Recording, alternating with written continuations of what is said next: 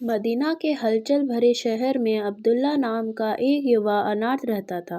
اس کے ماتا پتا کا دیہانت ہو چکا تھا اور اس کی دیکھ بھال کرنے والا کوئی نہیں تھا۔ اپنی مشکل پرستتھیوں کے باوجود عبداللہ اپنی خوش مزاج آتما اور گرم جوشی کے لیے جانے جاتے تھے۔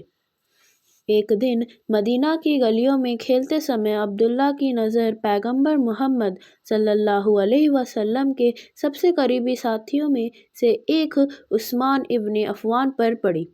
عثمان اپنی دیالوتا اور ادارتا کے لیے جانے جاتے تھے اور انارتھ لڑکے کو دیکھ کر وہ بہت پربھاوت ہوئے۔ عثمان نے عبداللہ کے پاس جا کر ایک سومیہ مسکان کے ساتھ کہا، تم پر شانتی ہو یووا، تمہارا نام کیا ہے اور تمہارے ماتا پتا کہاں ہیں؟ عبداللہ نے اپنی آنکھوں میں اداسی کے بھاؤ کے ساتھ اپنی ستیی بتائی اور بتایا کہ کیسے اس نے اپنے ماتا پتا کو کھو دیا تھا۔ کرونا سے ابھیبھوت ہو کر عثمان نے عبداللہ کو اپنے سرکشن میں لے لیا۔ وہ نہ کیول انارتھ کا ابھیبھاوک بن گیا بلکہ اس کے ساتھ ویسا ہی ویوہار بھی کیا جیسے وہ ان کے اپنا بیٹا ہو۔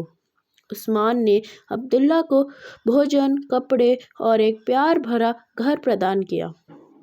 انہوں نے سوچت کیا کہ یووا لڑکے کو شکشا ملے، اسے قرآن اور پیغمبر محمد ان پر شانتی ہو کی پرمپراؤں سے مولیہوان سبق سکھائے۔ عثمان کے پاس مدینہ میں ایک خوبصورت باغیچہ بھی تھا جو اپنی ہری بھری ہریالی اور سگندھت پھولوں کے لیے جانا جاتا تھا۔ وہ اکثر عبداللہ کو باغیچے میں لے جاتے تھے جہاں یووا لڑکے کو پراکرتک سندرتا کے بیچ سکون اور خوشی ملتی تھی۔ باغیچے میں عثمان نے عبداللہ کو کریتیتا، کرونا اور کم بھاگیشالی لوگوں کی دیکھ بھال کے مہتو کے بارے میں سکھایا۔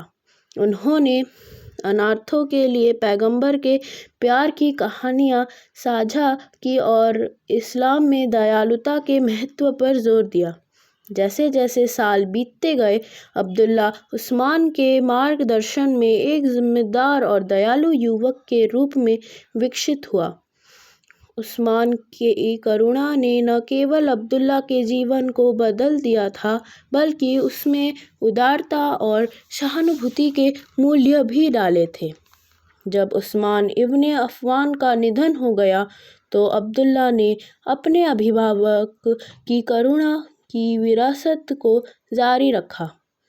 انہوں نے اپنا جیون انارتھوں اور ضرورت مندوں کی مدد کرنے اور پورے سمودائے میں پریم اور دیا پھیلانے کے لیے سمرپت کر دیا۔